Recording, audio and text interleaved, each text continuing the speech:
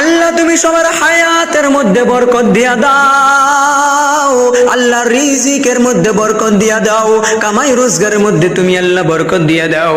মালিক যাদের মা কবরে বাবা কবরে, আল্লাহ মা বাবার কবরটাকে জান্নাতের বাগান হিসেবে কবুল করো, মাকে বাবাকে জান্নাতের মেহমান হিসেবে কবুল করো। হে আল্লাহ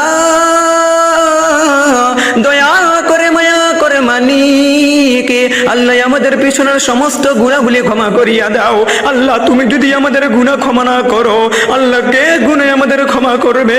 আল্লাহ আমরা ছাড়া তোমার কত বান্দা বান্দি দুনিয়ার জমিনে আছে, কিন্তু তুমি ছাড়া তো আমাদের আর কোনো মালিক নাই।